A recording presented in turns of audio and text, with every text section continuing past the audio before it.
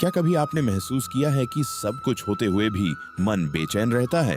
बाहर से मुस्कान होती है, लेकिन भीतर एक अनजाना डर, एक खालीपन और लगातार चलने वाले विचार मन को थका देते हैं। कभी भविष्य की चिंता, कभी बीते हुए समय का पछतावा, तो कभी लोगों की बातें धीरे धीरे मन की शांति छीन लेती हैं। ऐसे समय में इंसान को लगता है कि कोई ऐसा मार्ग मिल जाए जो उसके भीतर फिर से प्रकाश जगा दे। हजारों वर्ष पहले कुरुक्षेत्र के मैदान में भी कुछ ऐसा ही हुआ था। महान योद्धा अर्जुन, जिनकी वीरता का संसार में कोई मुकाबला नहीं था, युद्ध भूमि में खड़े होकर टूट गए।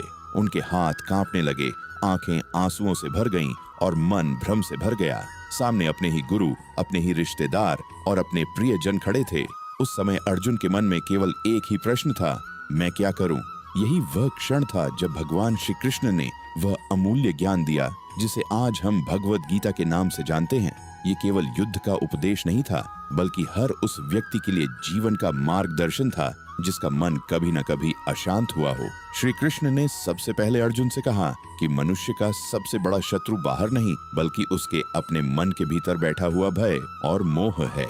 जब मन डर, क्रोध, ईर्ष्या और असफलता के विचारों में उलझ जाता है, तब संसार की कोई भी सफलता उसे सच्ची शांति नहीं दे सकती। आज भी यही सत्य हमारे जीवन में दिखाई देता है। हम बेहतर नौकरी चाहते हैं, अधिक धन चाहते हैं, दूसरों से आगे निकलना चाहते हैं, लेकिन जैसे ही एक इच्छा पूरी होती है, दूसरी इच्छा जन्म ले लेती है। यह अंतहीन दौड़ मन को थका देती है। श्री कृष्ण कहते हैं, जिस व्यक्ति ने अपने मन को जीत लिया, उसके लिए संसार की सबसे कठिन परिस्थिति भी आसान हो जाती है। लेकिन जिसने अपने मन को अपने ऊपर हावी होने दिया, उसके लिए छोटी सी समस्या भी पहाड़ जैसी बन जाती है। इसलिए पहला कदम है अपने मन को समझना, उसे दबाना नहीं, उससे लड़ना नहीं, बल्कि उसे सही दिशा देना। जब मन सही दिशा में चलने लगता है, तब जीवन की कठिनाइयां भी अवसर बन जाती हैं। यही गीता का पहला संदेश है। शांति बाहर नहीं, आपके भीतर छिपी हुई है। उसे जगाने का मार्ग ज्ञान, धैर्य और सही कर्म है। अर्जुन ने भगवान श्री कृष्ण से पूछा, हे माधव, मेरा मन बार बार डर और चिंता में डूब जाता है। मैं जानता हूँ कि मुझे क्या करना चाहिए, फिर भी मन मेरा साथ नहीं देता। ऐसा क्यों होता है? श्री कृष्ण मुस्कुराए और बोले, हे पार्थ, मनुष्य की चिंता का सबसे बड़ा कारण वर्तमान नहीं, बल्कि भविष्य का भय और अतीत का बोझ है। सोचिए, आज हम में से कितने लोग वास्तव में वर्तमान में जीते हैं? हमारा मन या तो बीते हुए कल की गलतियों में उलझा रहता है या आने वाले कल की चिंता में। यही कारण है कि वर्तमान का आनंद हमसे दूर होता जाता है। भगवान श्री कृष्ण कहते हैं कि जब मनुष्य किसी परिणाम से अत्यधिक जुड़ जाता है, तभी चिंता जन्म लेती है। वह सोचता है, अगर मैं असफल हो गया तो क्या होगा? लोग क्या कहेंगे? मेरा भविष्य कैसा होगा? इसी डर में उसकी ऊर्जा समाप्त होने लगती है। श्री कृष्ण ने अर्जुन से कहा, तुम्हारा अधिकार केवल कर्म करने पर है, उसके फल पर नहीं।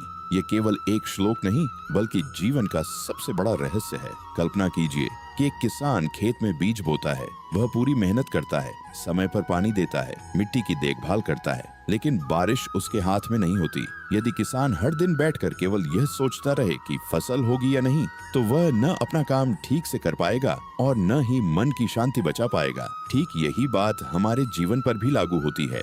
विद्यार्थी परीक्षा की चिंता करता है, व्यापारी लाभ की चिंता करता है, कर्मचारी पदोन्नति की चिंता करता है, माता पिता बच्चों के भविष्य की चिंता करते हैं। चिंता का यह सिलसिला कभी समाप्त नहीं होता, क्योंकि इच्छाएं और अपेक्षाएं लगातार बढ़ती रहती हैं। श्री कृष्ण समझाते हैं कि चिंता से कभी समाधान नहीं निकलता। चिंता केवल मन की शक्ति को कम करती है।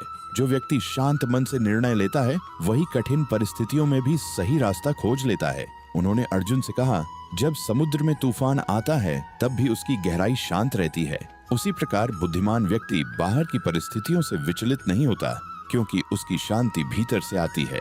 इसका अर्थ यह नहीं कि जीवन में कठिनाइयां नहीं आएंगी। कठिनाइयां तो हर किसी के जीवन में आती हैं। अंतर केवल इतना है कि कोई व्यक्ति उन कठिनाइयों के सामने टूट जाता है और कोई उन्हें अपनी शक्ति बना लेता है। आज यदि आपका मन भी चिंता से भरा हुआ है, तो एक क्षण के लिए रुकिए, गहरी सांस लीजिए और स्वयं से पूछिए, क्या मेरी चिंता वास्तव में समस्या का समाधान कर रही है? यदि उत्तर नहीं है, तो आज से अपना ध्यान चिंता पर नहीं, कर्म पर लगाइए। याद रखिए, जब आप अपना सर्वश्रेष्ठ प्रयास करते हैं और परिणाम भगवान पर छोड़ देते हैं, तभी मन धीरे धीरे हल्का होने लगता है। यही गीता का दूसरा महान संदेश है।